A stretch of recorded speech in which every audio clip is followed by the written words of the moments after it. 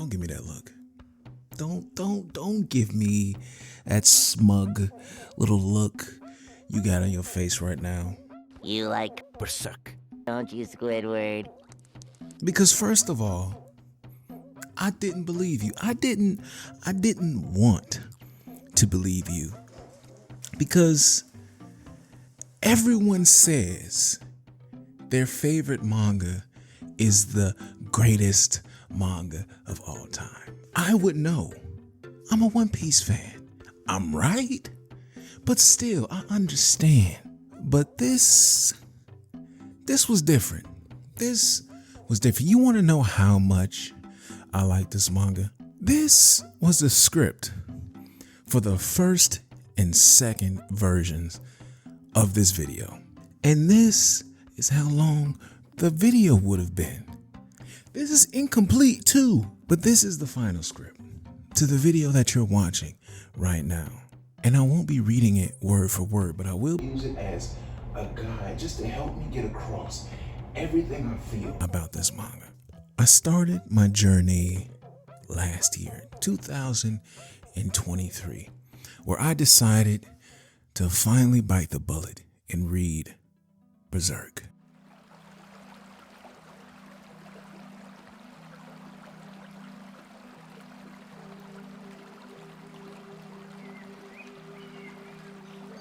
Okay, first of all, now that I can actually get out everything I want to say, this man's art is phenomenal. Seriously, I looked more into Miura after reading this manga 3 times just for this video and found out how much work he put into every chapter, every page, every panel. It's just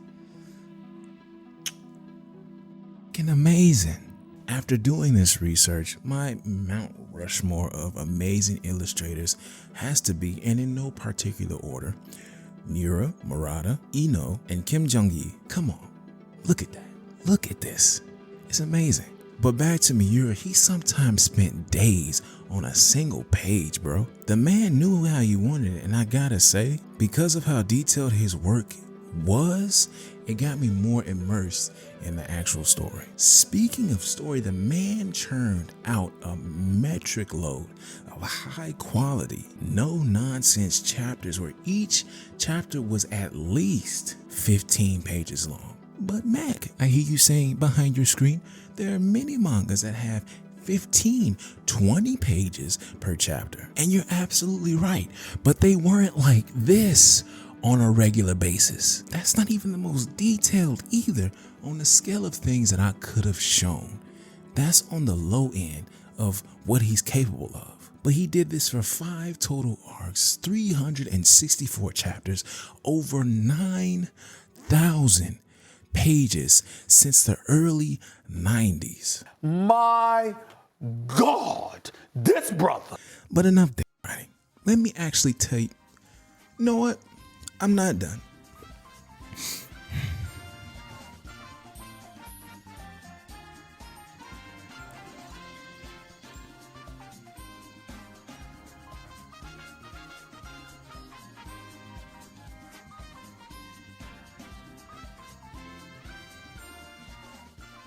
Okay, now I'm done. When I decided to start reading Berserk, I talked to my friend who's been down this path already. And when I say he sat me down and looked at me like this. Son, you know, once you start, there's no going back. This means total commitment. Once you begin the path, there is no leaving the path.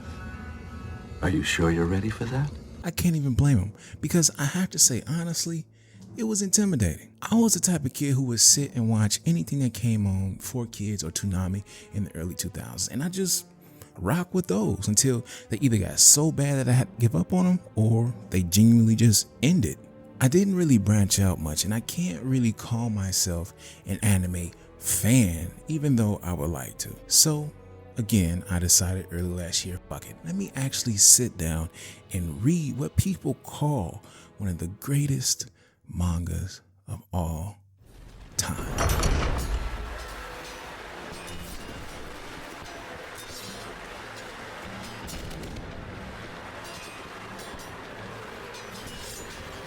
Right off the bat, this is just peak 90s anime and manga right here. We start off with the main character just clapping cheeks. Okay, I'm in. I'm even more interested.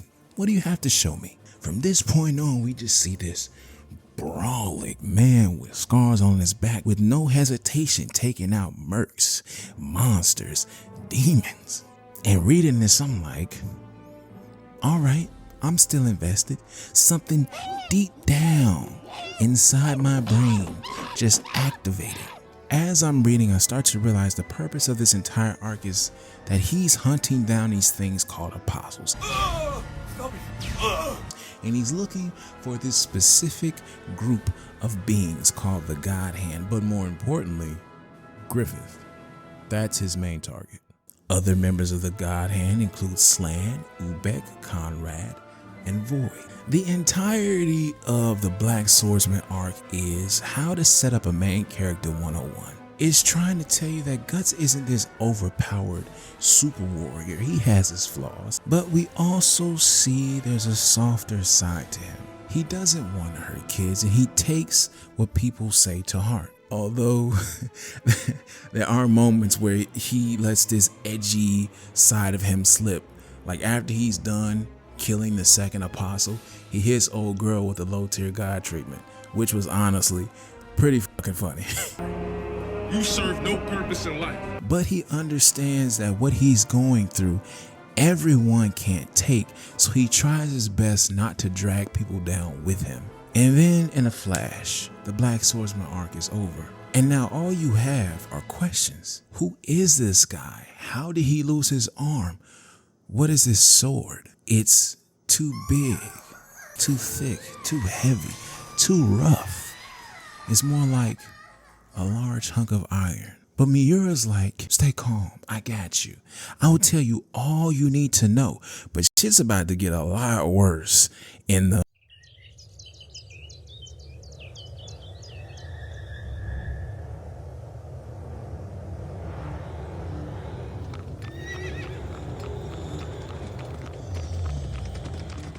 Now, here is when I started looking more into the Berserk anime, but I was confused. There's an older one from 97 and then there's one from 2016. So I asked the friend I mentioned earlier and he recommended that I read through all of the Golden Age arc before I even touch the anime. But after I was done, and these are his exact words, only watch the 1997 animated series. So I said, okay, I gotcha. And I started the Golden Age arc. There are 102 chapters and 12 volumes in total. And man, whatever you thought was about to happen after reading the previous arc gets blown entirely out of the water.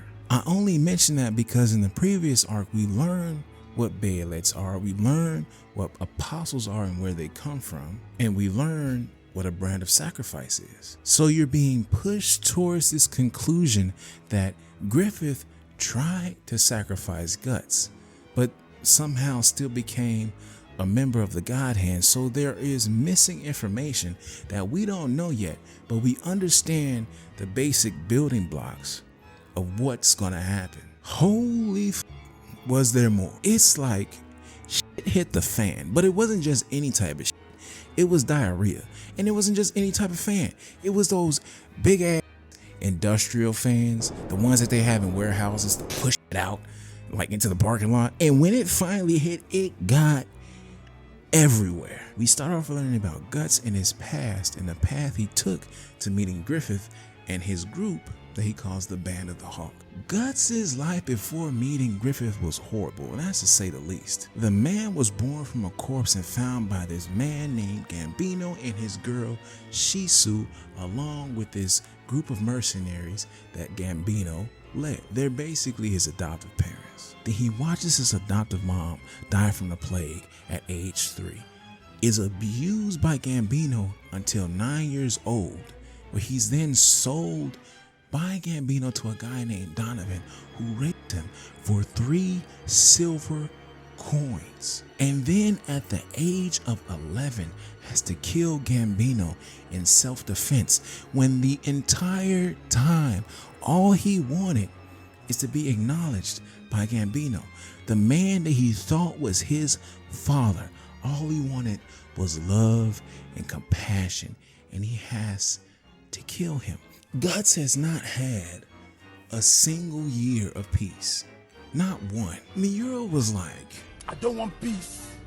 I want problems, always. Then on top of that, after running away from Gambino's mercenary group, he takes an arrow to the side, falls off a cliff, and then fights off an entire pack of wolves. That boy was a menace from the beginning. That boy, he fought to survive. He fought to live. Like straight up, that boy deserved to live. He did everything he could to make sure that his next breath was earned. Even when he was training and Gambino was like, we don't carry around weapons for kids.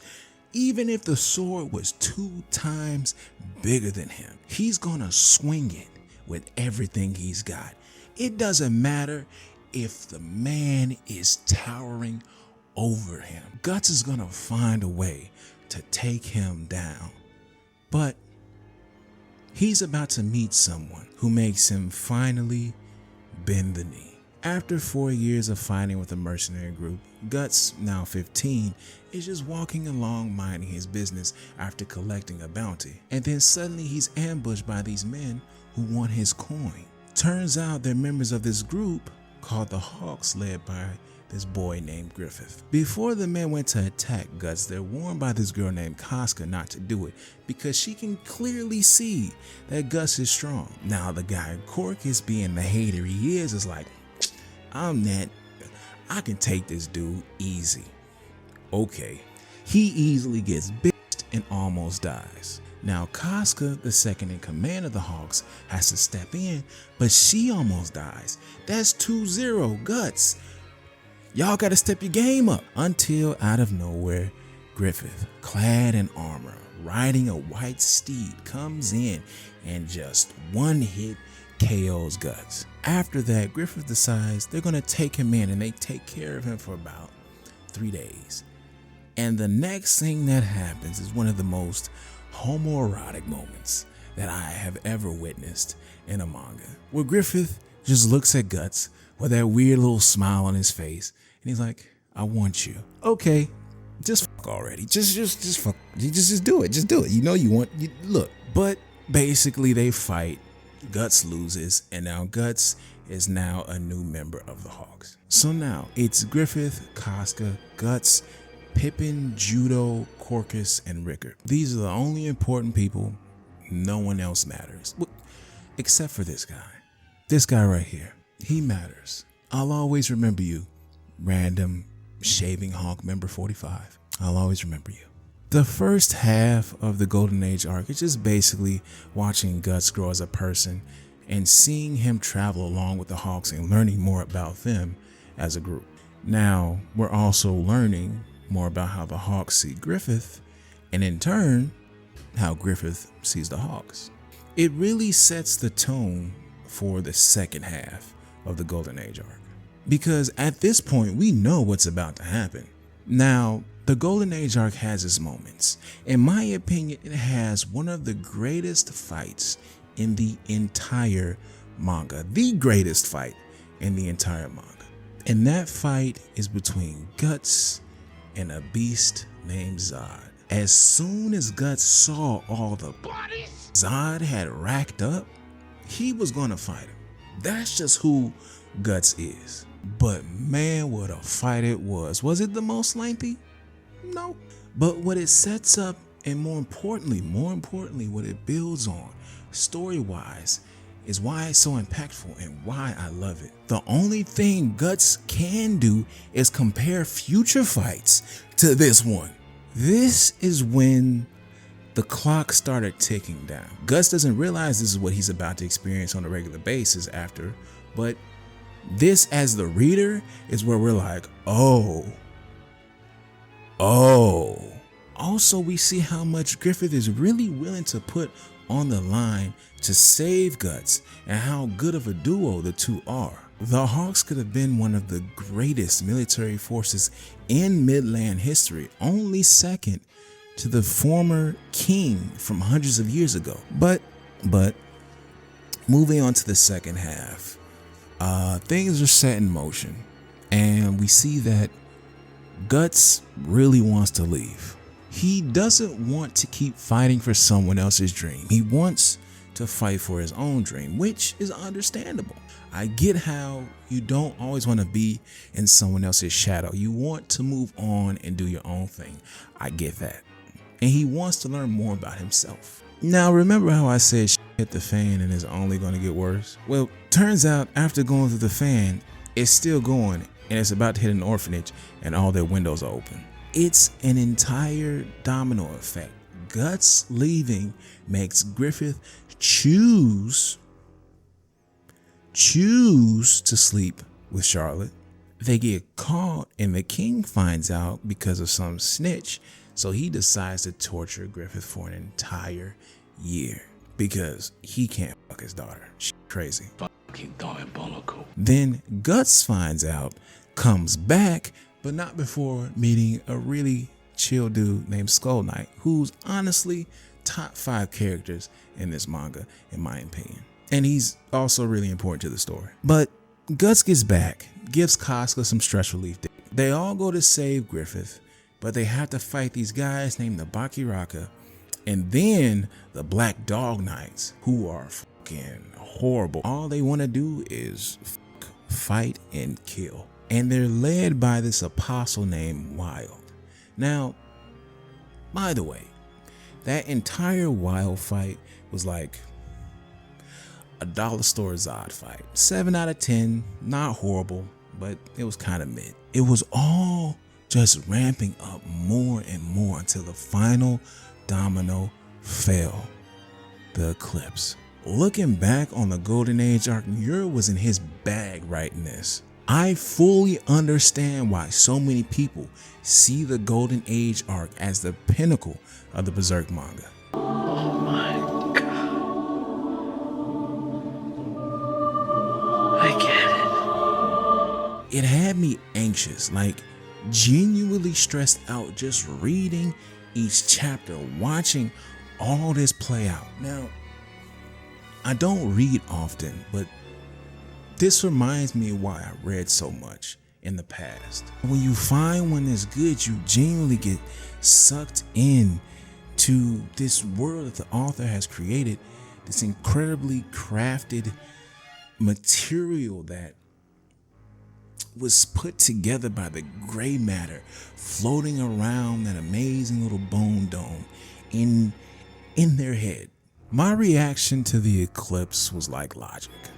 Mixed. On one hand, I loved finally seeing everything come to a head and we get introduced to Femto. But on the other hand, we lost everyone that we were learning about and starting to appreciate. The Hawks in general died that day, but the hardest to see were Pippin and Judo.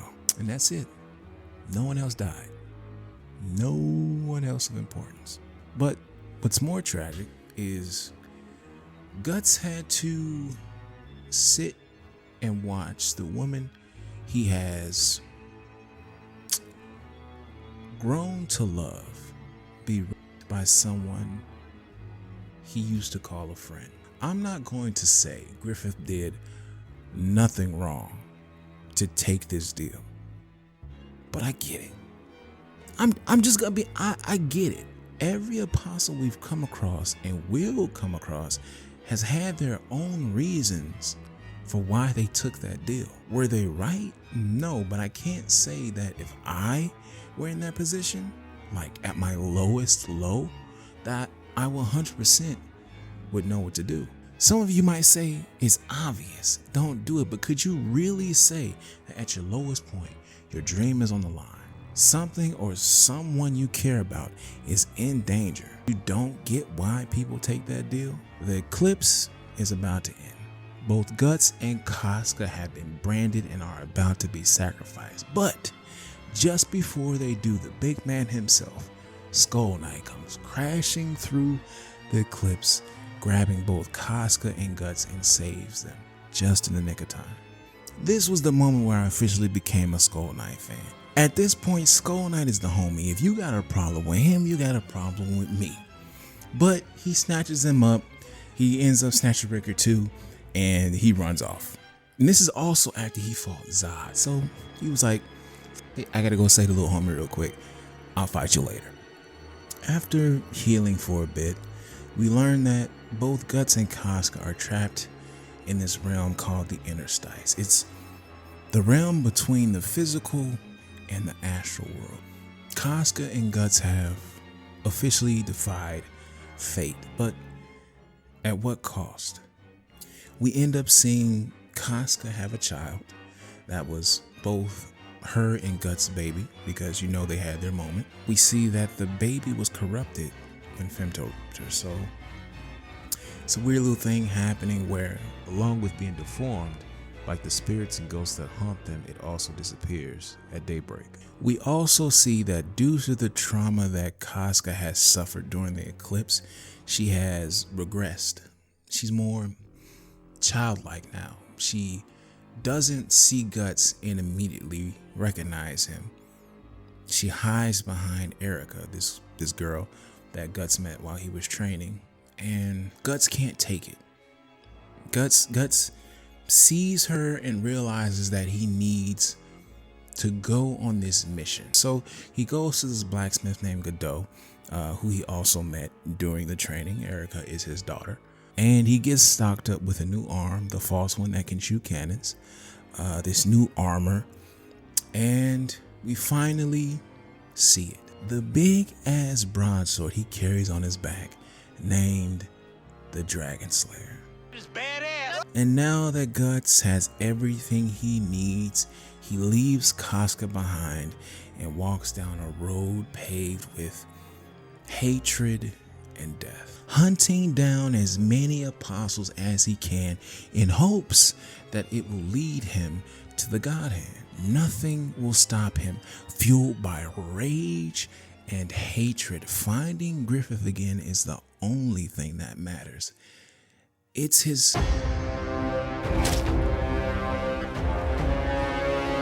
So the Conviction arc as a whole wasn't really bad. It had its slow moments, especially in the beginning. Nothing major happens in the first 3 volumes. He's basically stuck in the same area from chapter 95 to 117. I really wanted to like the Lost Children volumes because of how much Guts started progressing, but it left me feeling like, hello. I do want to say I understand that seeing Guts' character growth is very important to the story. Overall, there is hidden lessons inside of the Berserk manga as a whole. Now, finding hope in some of the worst situations, protecting the people you care about, working through sadness and grief when things do happen to you, and even though Guts is constantly getting punched down over and over and over again, he still finds the motivation to move forward. And he helps a little girl who accompanies him in this volume to understand that, and she ends up taking that lesson back to her village. Now, we have no idea what happens to her after this, and that is something that I wish we could have seen. These little moments where, you know, just for a second we may check up on the people that Guts has encountered from the past, like how Oda does with his cover stories. You know, we get little glimpses of side characters that we just may have forgotten after a while. He does fight this elf fairy apostle thing, which has its good moments.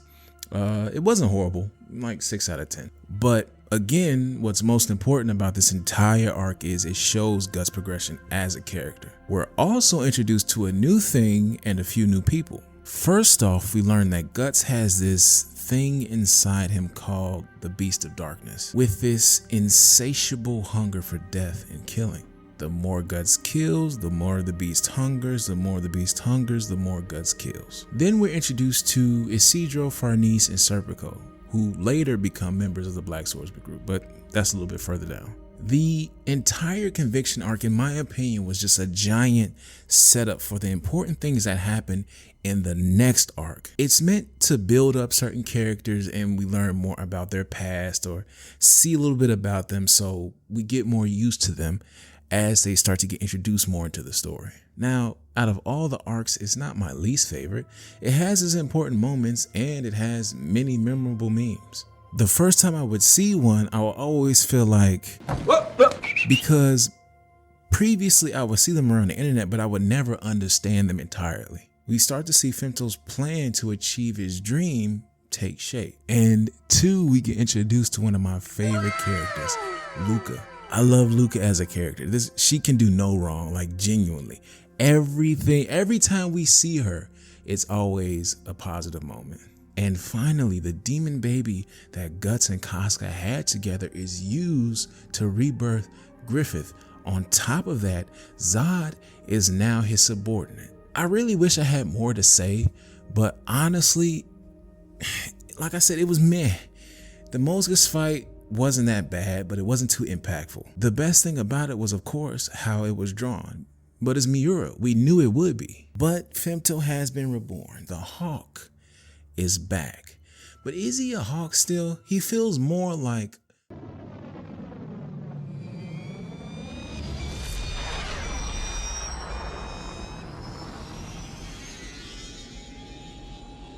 the Millenium Falcon Arc is the longest arc in the entire series, with 2 parts and 15 volumes. And it's pretty eventful, to be honest, only second to the Golden Age. This is why I was saying that Conviction was like a setup arc, because everything comes to a head here. Femto makes it back to the Elf Cave and talks to Rickard, because he says to himself he wants to make sure he doesn't feel anything for either one of them. He thought he didn't, but he does. It's insinuated that he feels these feelings because he used Guts and Casca's baby as a host to bring himself back to the physical world. The whole interaction happens and the elf cave is destroyed, so they can't come back. Femto leaves, and instead of staying there, Puck lets them know that they might be able to fix Casca by going to see the Elf King in Elfheim. So, Guts and Casca, along with Puck, start their journey, but have to leave Rickard and Erica behind. They will come back later in the story. My man Rickard, now knowing what happened to the Hawks, has something special he wants to do. Femto wastes no time and starts to build his new army, and the people he has are strong as hell. I like them. They're like the 95-96 Bulls. There's Zod, his right hand, and Grumbel, the Dragon Apostle, Locust the Lancer, Roxas the Assassin, Sonya the Mind Reader Fortune Teller Girl, and later, Irvine the Archer. Not a bad group. These guys are now called the Band of the Falcon, and along with Femto's demon army, they get to work taking over Midland. Going back to the Black Swordsman group, we have an elf, a half-blind amputee with trust issues, a former religious zealot with a torture fetish, her half-brother she wanted to fuck, and a child kleptomaniac. At this point, I was like, we need somebody who will be an impact on the team. And Guts needs to get stronger somehow. But again, Miura, being the amazing man he is, introduces to a new character that'll fix both those problems. Shirka. To be honest, I felt a little sluggish reading this part of the story, because Guts was basically babysitting Casca the entire time. So it felt like a shitty escort mission in a game. I know everything can't be all slashing and killing and fucking and tits and demons and all that extra shit, but Casca as a character started to feel more like a hindrance and not a supporting person. Some people may say, oh, it's supposed to show how much Guts will do for Casca and how he feels guilty for leaving her. And I agree, but it still felt like, god damn, sit still. But Miura solves this by making Farnese, who at this point in the story is pretty useless, a Casca babysitter. Now that that's taken care of, the group heads towards the forest and are introduced to a new enemy, the Trolls. While in the forest, they meet that new character, a young witch named Shirka, and later, her master, Flora, who herself will play a major role in the story. Flora basically tells them she wants to help them, but before she does, they have to take Shirka on a mission to kill some trolls. They do that, they protect the village, but while in the process of that, Farnese and Casca get abducted by the trolls. They go and save them, but they get to this cave and enter it, Inside is this place called Cliffoth, a border realm in the interstice between the human and the astral world. We see one of the scariest creatures to ever be introduced in all of Berserk. This guy. Now, he is so strong, he understands the party at this moment is too weak, so he does them a favor and runs away. He took mercy on them and left the entrance. If he didn't, the entire party would have been wiped in that moment. But anyway, now that he's gone, we understand now that Cliffoth is happening because of Femto's rebirth. The physical and the astral world are starting to mix. So they do what they need to and they rescue the girls, but Guts gets stuck behind and ends up fighting a manifestation of Slan, one of the members of the God Hand. She ends up almost killing Guts and wounds him pretty badly, but before she can actually tempt him to use the bayonet that he carries with him, in comes Skull Knight, who saves him by pulling out a sword made from bayonets that he's consumed. This whole situation was crazy. She popped up out of nowhere. But in this moment, we realize even if it's just one member of the God Hand who came back to the physical realm in a weaker form, Guts isn't ready. But with the help of Skull Knight, he's able to escape. And using his sword, Skull Knight slashes between dimensions and all of Cliffoth is sucked into the abyssal void. As the party starts to make it back to the treehouse, Guts collapses. Shirka realizes that it's not just his physical form that has been damaged by Slan, it's also his ethereal form. Thankfully, Guts is able to power through, but as they make it back to the treehouse, they see it engulfed in flames. We know that no one else but Femto is at fault for this, and a few members of his demon army are outside of the burning building waiting. Still injured, Guts starts to fight Grumbill, while the rest of the team goes inside to retrieve the gift that Flora wanted to give Guts. Flora left him something called the Berserker armor. I was ready to see what's about to happen next. Guts finally gets a power up. This armor pushes him beyond anything that he's physically capable of right now, and we already know he's strong as hell. He's the only human going up against demonic beings and winning. Now with the Berserker armor on, Guts rips through two apostles and is facing Grumbill once again. The fight was crazy. The man has all his limits broken and he's a monster.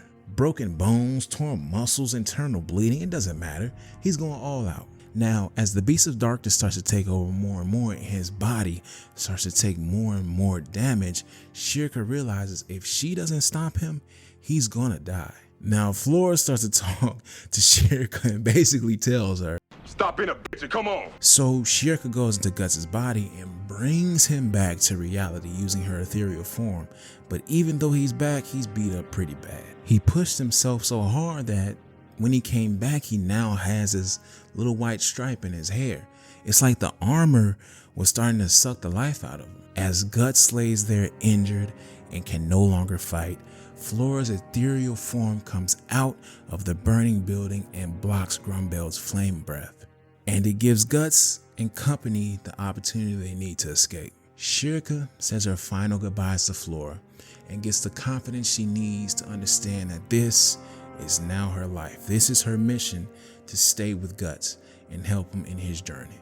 And with that battle concluded, we cut over to a place we haven't been in a long time, Windham, where we see a new king sitting on the throne. His name is Ganishka. They call him the Dread Emperor, and we see why.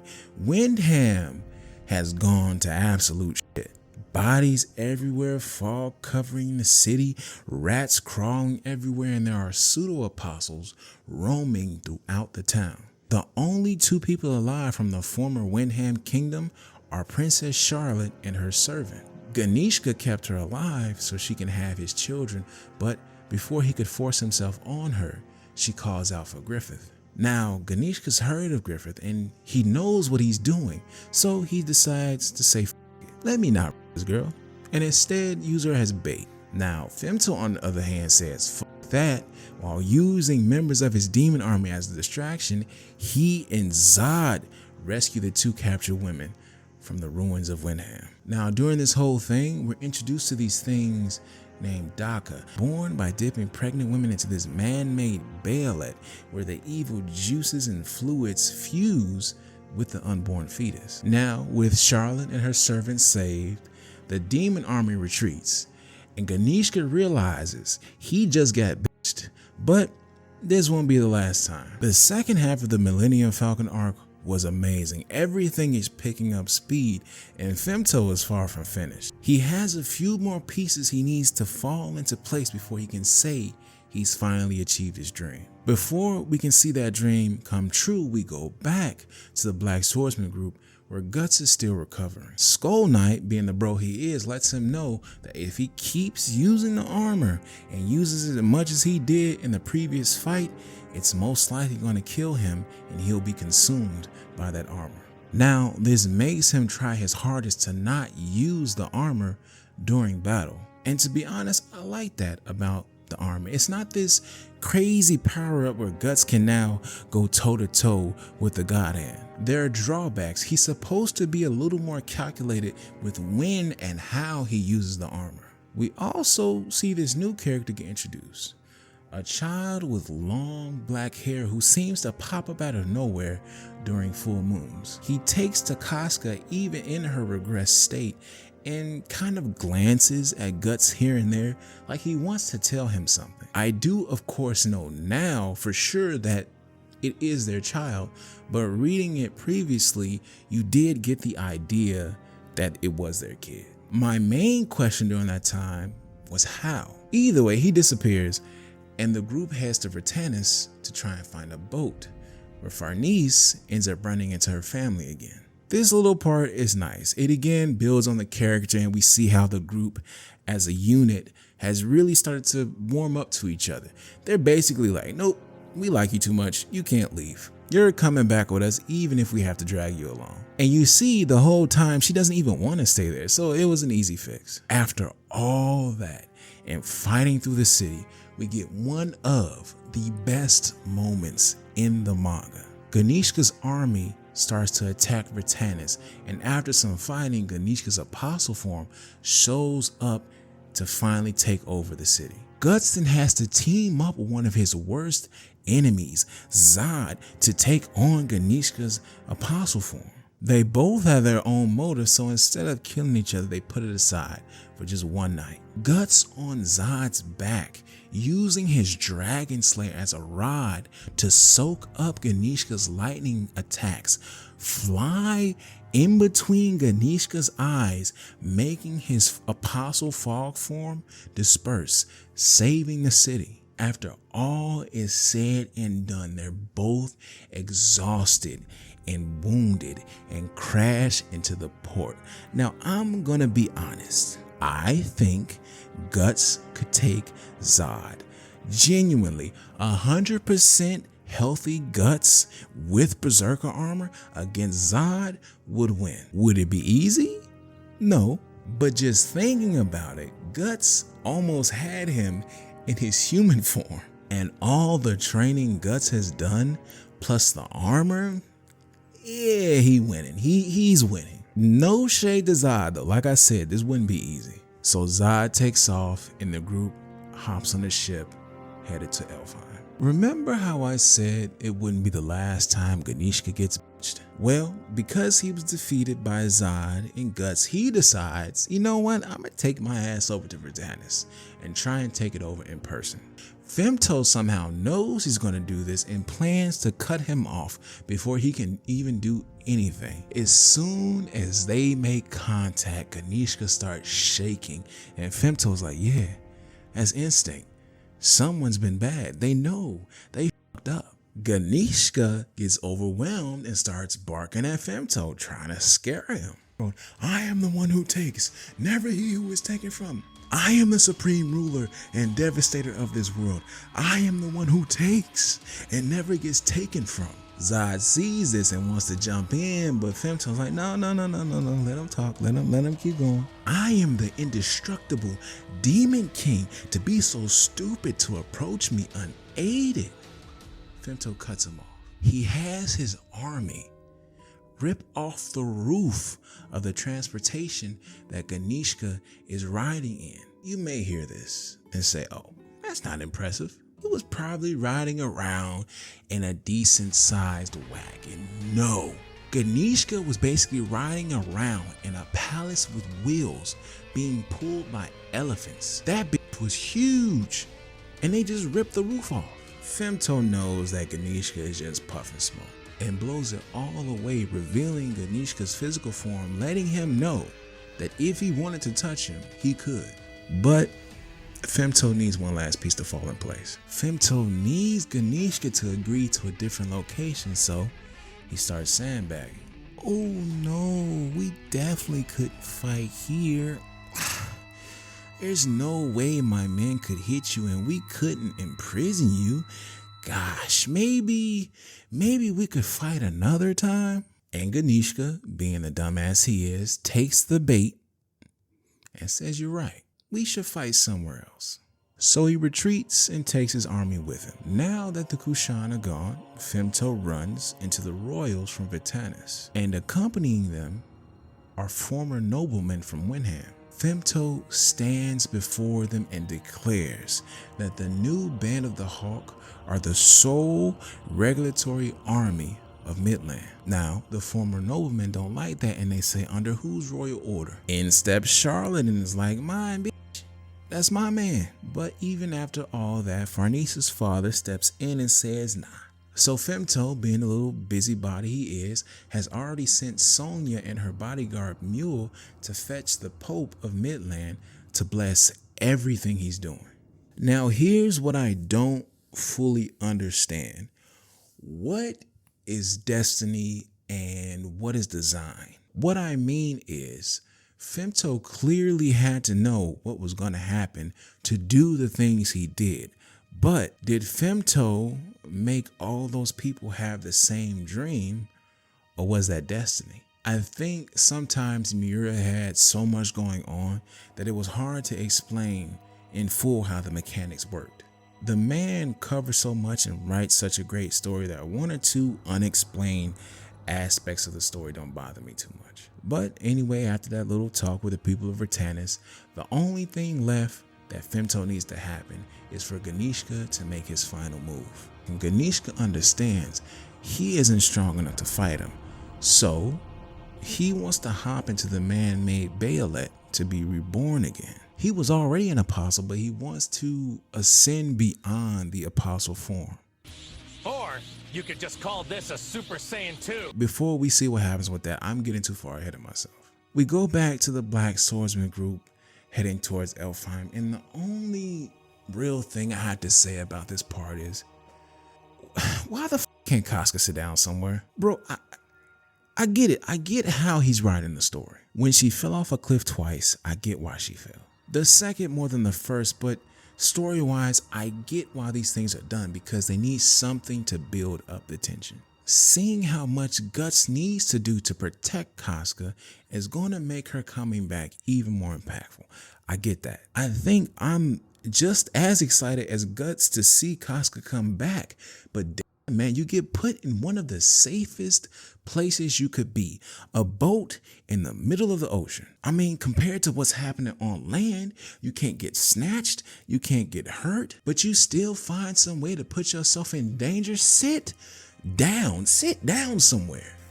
Anyway, they get attacked and they deal with him quickly, and we see that Guts has subdued the Beast of Darkness and chained him up. Back to Ganishka, we see that he's dumped himself into the demon soup, and he's emerged as this towering being with many heads and arms. So many arms that he's being compared to the Hindu god Shiva. And this was the moment that Griffith had been waiting for. Ganishka marches towards where the hawks are located, fire shooting out of his multiple heads, and they fall to the ground like meteors. A large battle breaks out between the demon army and the fallen pieces of Ganishka that have come to life. And holy f***, these panels. These panels are so good. But while all this is happening, Griffith flies to the top of Ganishka with the help of Zod and goes to touch Ganishka's real face. Out of nowhere, Skull Knight pops up and tries to slash Femto with his bayonet sword to seal him away. But Femto was waiting for him. After Skull Knight slices a hole into the void, Zod strikes, but Skull Knight was too quick, so he jumps away. Now, with Skull Knight out of the way, Femto grabs the cut into another dimension and starts to combine it with Ganishka. This opens a vortex to the abyss on top of Ganishka. As Ganishka's body starts to transform, a wave of light shoots throughout the world, causing the physical and the interstice to completely mix. And everything that was once in the interstice is now in the physical world. Mythical creatures start to pop up everywhere: hydras, mermaids, unicorns, demons, ghouls, and beasts. And standing in the middle of Midland is now a world twin tree. And not too far from it is Falconia, the new capital of the Hawk. Femto has finally achieved his dream. He's made a true kingdom, and with that, the Millennium Falcon Arc ends. Bro, every single panel, every word, every chapter was amazing. This motherfucker Femto is a menace. He was meticulous about every single detail. He had everybody in his corner, and he made sure once he was back, there'd be no wasted time. I can't even lie, I'm impressed. He's still a horrible person, but the man did everything he said he was gonna do. But like I mentioned before, the only thing I'm confused about is what is destiny and what is design? Other than that, I can't even think of anything to complain about. Most of my issues, if I can even call them that, were really just nitpicks. Little things here and there about pacing and even some character gripes, but other than that, everything was solid, and I felt entirely immersed in this world.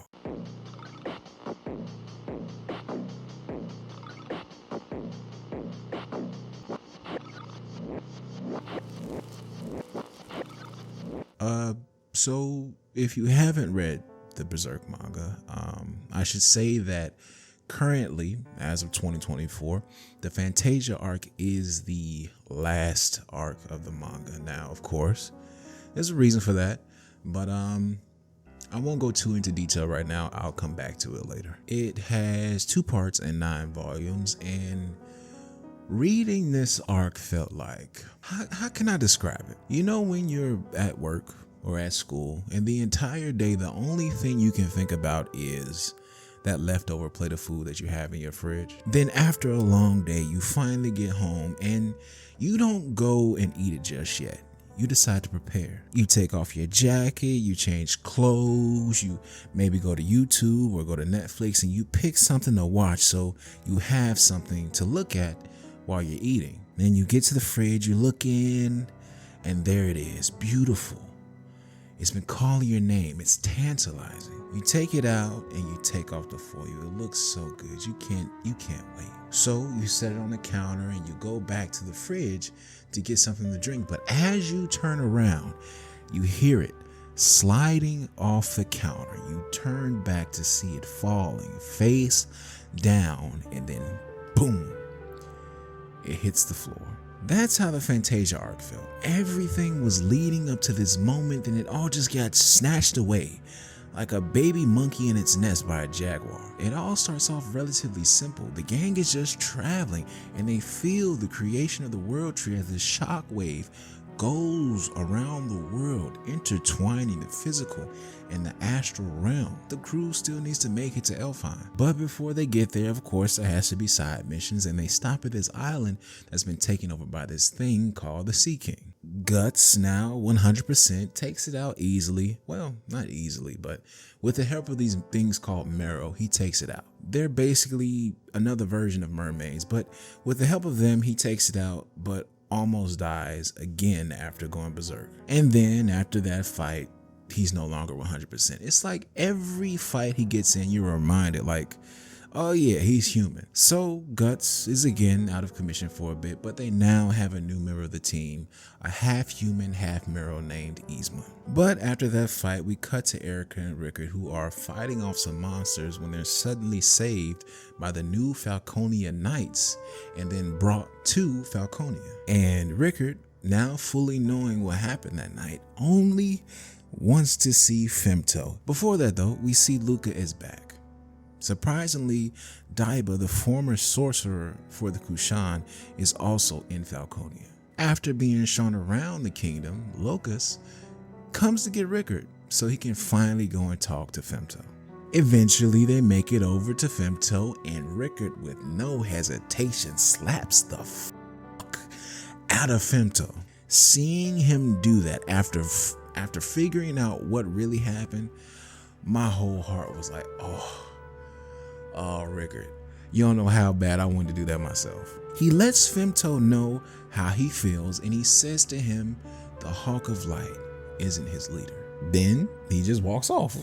You know, he just leaves, and it's like, man, Rickard, the grown up man. Now satisfied, he decides, okay, I can't stay in Falconia. But before he can leave, he's ambushed by Roxas. Now, surprisingly, the Bakiraka, who also don't trust Femto, decide to help Rickard take out Roxas, but they fail. They can't really get him. But after a quick scuffle, Rickard, Erica, the Bakiraka, and Daiba end up escaping, and for now, that's the last time we see Rickard. And I still can't get it up my head. You know that scene from the Boondocks where Riley is sitting in that chair and he's talking to that older British guy? That's what kept playing in my head when I saw him slap Femto.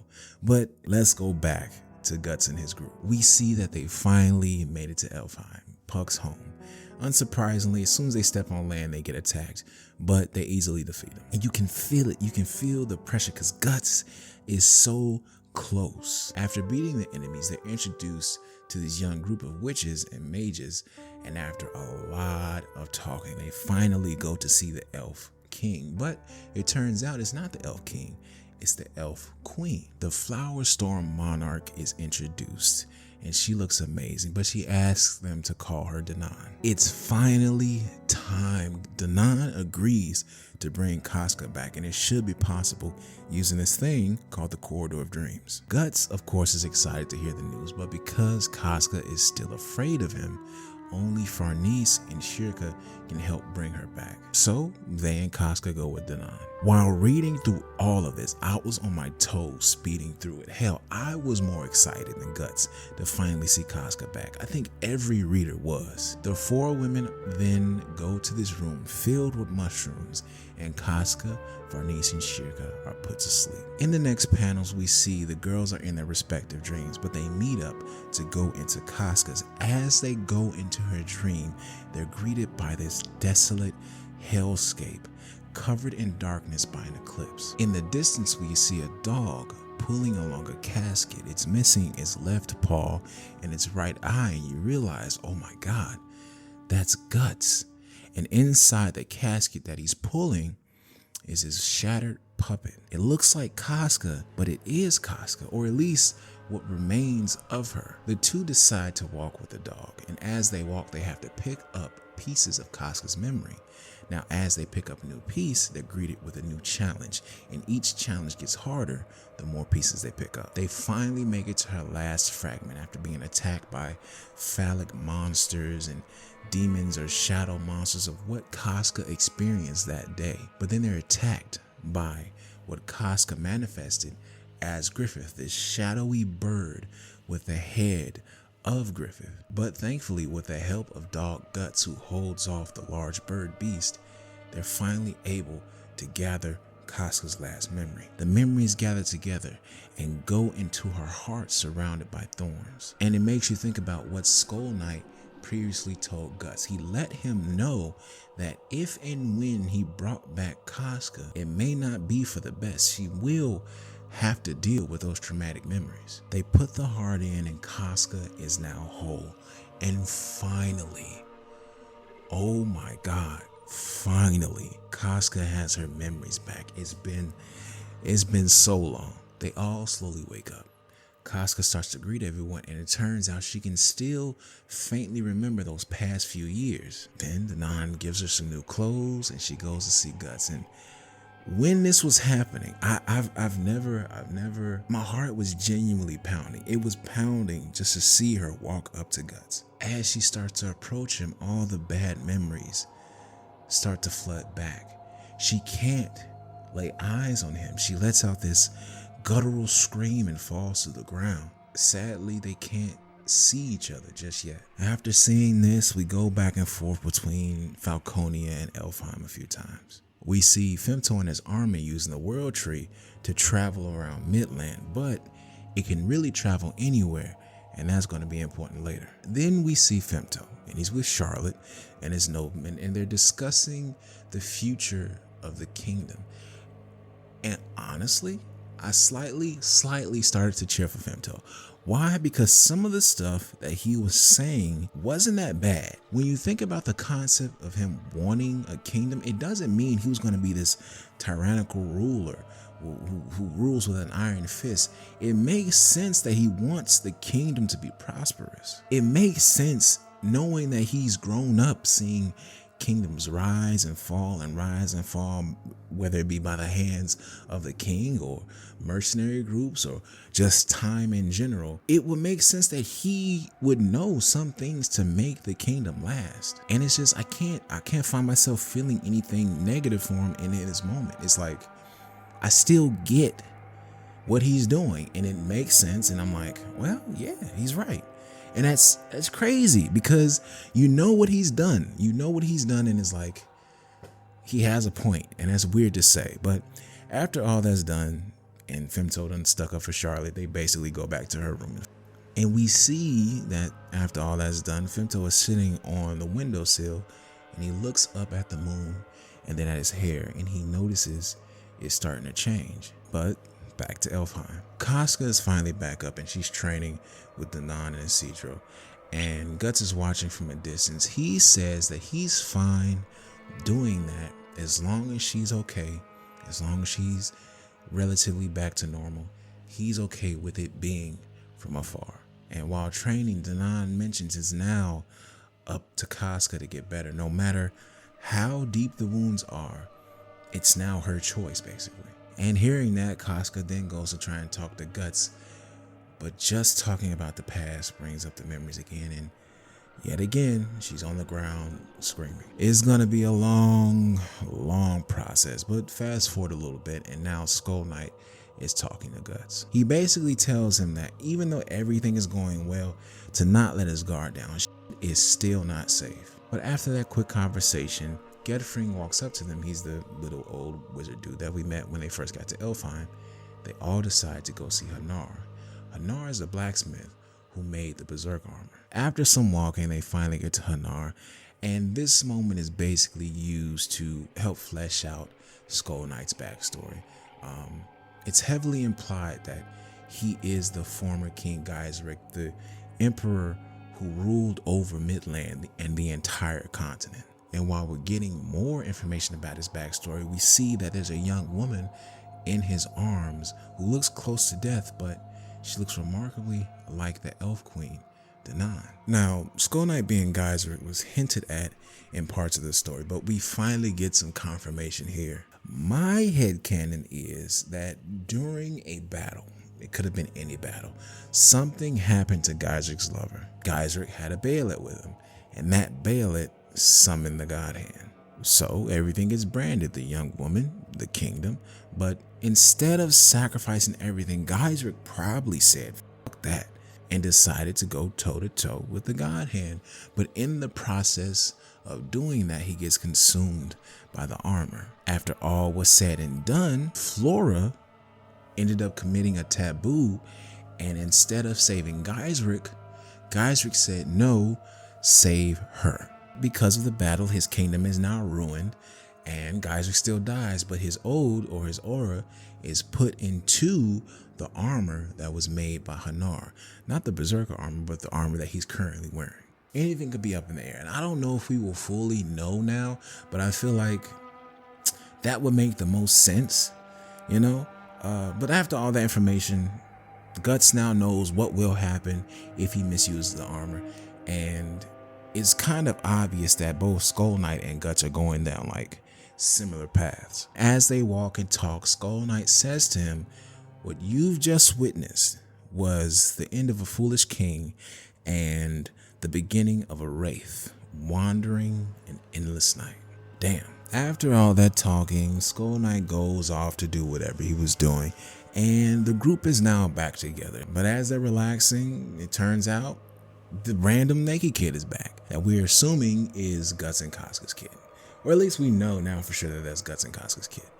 And because he was able to make it to Elfheim, Danan is really trying to stress this, and I have some ideas why she is, but she's really trying to stress the fact that he has no ill intent, whether it be towards the island or anyone there. It turns out while on Elfheim, the days and nights are a little weird, so he won't be disappearing for a while.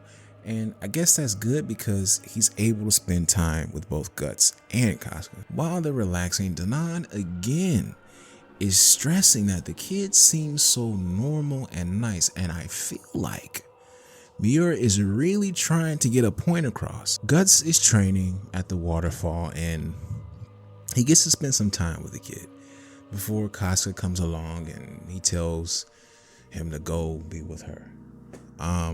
You know, deep down inside, I really wish that they could have had this moment of peace for just a few more chapters, just a few more.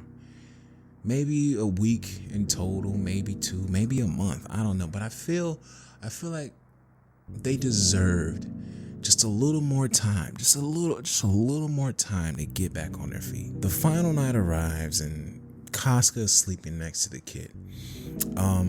She realizes everything about this seems so natural, and I think in that moment, she understands who he is. As she awakes, she looks beside herself and she sees that the kid is gone. She runs downstairs and then outside, and she sees the kid sitting there just staring up at the moon. Guts also finds his way over there, and they're both just looking at him as he's just so entranced by the moon. And right before their eyes, he starts to transform. And suddenly, Femto is standing before them. He looks at them and says, I was dreaming. On nights of the full moon, I'd become a small child and find myself embraced by nostalgic warmth. But when I wake from the dream, all that remains is a faint sense of loneliness. That too soon fades away, along with a single tear like morning dew. May 6th, 2021, Kentaro Miura passed, and this was the last chapter he inked personally before his death. And man, what a last chapter to have as your final work for your readers. I'm late to the party that everyone has been enjoying for over 3 decades. That's 32 years of blood, sweat, and tears he put into this work of art. After reading it, I can see why so many people have been inspired by this manga. I can't say how much I appreciate Miura and what he's done. I can only hope that one day I too can put this much work and passion to something that I care about. If I could say one thing to him after reading and enjoying his work, I just want to say thank you. Thank you for all the laughs. Thank you for helping me through a very, very rough time where I needed to escape from my own world, so you allowed me into yours. A world of magic, fantasy, love, hate, sadness, and fear. A story about a man with a big ass hunk of iron on his back, struggling through an unjust world.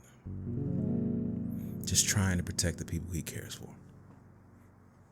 The chapter following this was created by fellow mangaka and friend to Miura, Koji Mori. It's a tribute to his late friend and a show of appreciation for the time they spent together. It's a beautiful chapter, and we see that Koji Mori now supervises the creation of Berserk along with Studio Gaga, and I feel like of any person that could have had the opportunity to continue the story, this might be the best person to do it. He knows the creator, he understands his work, and after doing some research, I think he even knows the ending for sure. But I know there has to be a lot of pressure. There has to be a lot of stress on this one man to not only want to make his fans proud, but to not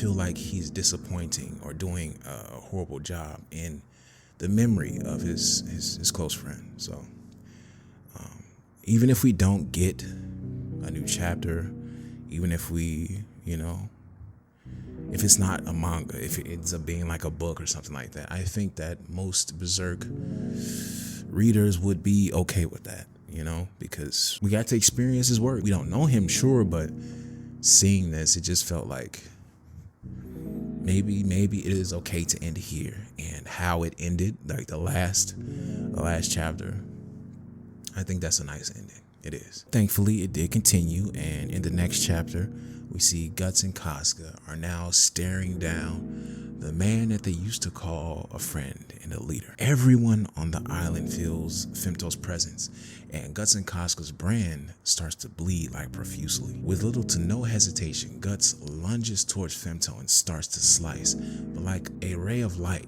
the blade just passes through him. He strikes and slashes and carves, but nothing is connecting when suddenly a large paw comes down and strikes at Guts. He dodges and he looks up and sees none other than Zod. For a second, we switch over to Danan and we see her walking with Isidro when suddenly she collapses and she says she feels something. She says that everything will break apart. A rising tide from the depths is coming. We go back to Guts, who sees Femto approaching Casca, laying unconscious on the ground. Guts tries to stop him, but before he can connect, he sees Casca cradled in Femto's arms. Suddenly, the ground beneath him starts to shake and crumble away. The entire island is collapsing and being consumed into the depths below. Everything is falling apart. Their dreams, their plans, their feelings of safety, it's all crumbling now that Femto is here. Guts, after regaining his balance, looks up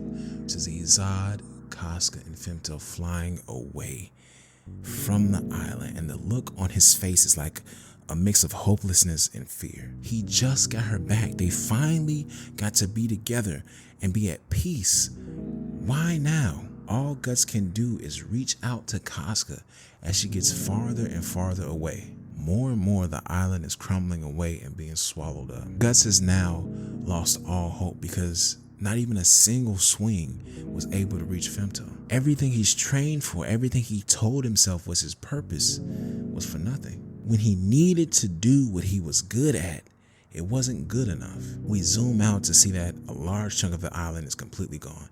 But thankfully, most of the people on the island survive. Danan decides that it's time for all the beings from Elfheim to depart from this world. The peace they had is gone. Everyone was able to make it back to the ship, and we see that a few people actually didn't disappear. Back on the ship, we see Guts, Shirka, Farnese, Serpico, Puck, Isidro, and surprisingly, Morda. While Morda and Farnese tend to the wounded, we see Guts alone by himself. And I don't think we've ever seen him this broken before.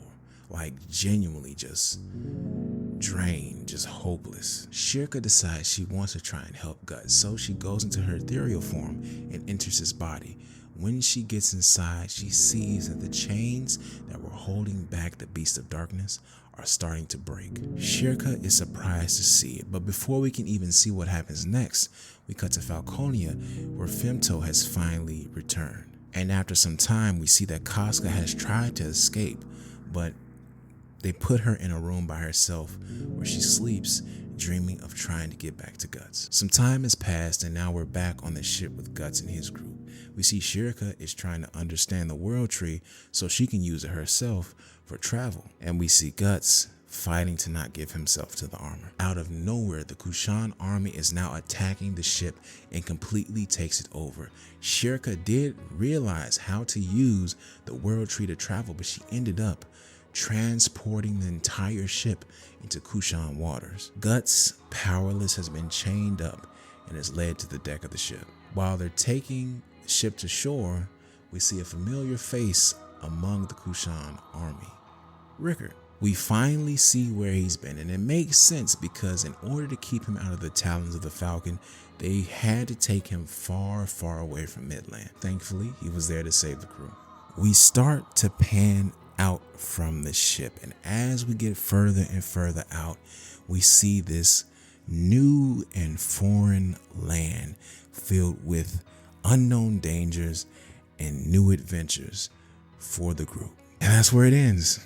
That's where the Berserk manga currently ends. There's no telling when the next chapter will be released, but I can't believe it took me this long to read this manga. I'm so glad I read the manga, but at the same time, I wish I didn't, because like everyone else, we're sitting and we're waiting, hoping that soon a next chapter will be released. And I can only wonder how they'll handle the ending. It's interesting because from what we see, Guts and Skull Knight, like I mentioned, are going down the same path. And Skull Knight is doing everything he can to make sure that Guts doesn't repeat his same mistakes. We know that as of right now, Guts has no way of beating Femto. None. Could he beat Zod? Personally, I think he can. Could he beat other members of the Band of the Falcon? I think so. But it's been shown that he cannot defeat Femto. Something is going to happen that's going to make us feel like I wish it didn't have to go like this, but I can't see it ending any other way. Finally, I do want to say I get how the Berserk manga may not be everyone's taste when it comes down to the media you may usually consume. It was made in the late 80s, early 90s, so on top of it being a seinen and not a shonen like most people may read or watch, it is definitely a media of its time. But it carries itself so well, it has lasted understandably beyond the 90s and early 2000s, where even newcomers like myself could enjoy it. This wasn't a deep dive and breakdown of the manga talking about its intricacies and influences. I'm not Vatavidya. I just wanted to walk through some of what I read and talk about how I felt while reading it. So if you are a rare breed who hasn't read the Berserk manga, I would recommend it. And if you don't come out of it liking it, that's okay. I thought I wouldn't like it too. And it has its flaws, but there are many people on YouTube who have already gone in depth on the entire manga. I tried to understand what makes the movies, music, and TV shows I can call my favorites so enjoyable to watch and read. And I have to say it's emotional connection and world building, which Miura does well. He has us asking questions and clamoring for answers because we're truly invested in the world and the people in it. But man, I love this manga. But that was it. That was my first experience reading Berserk and some of my thoughts on the manga. If you made it this far, I appreciate you, because I already know this is a long ass video and I haven't even started editing it yet. Now, I won't say like and subscribe. I won't do that, but I will say that every video on my channel won't be like this because of how long it took. But the next two videos I'll be releasing are 5 anime cartoon worlds I'd hate to be born in.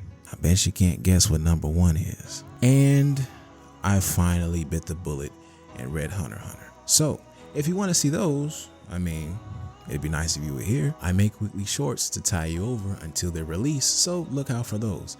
But thank you again. Until next time, I've been Mac. Peace.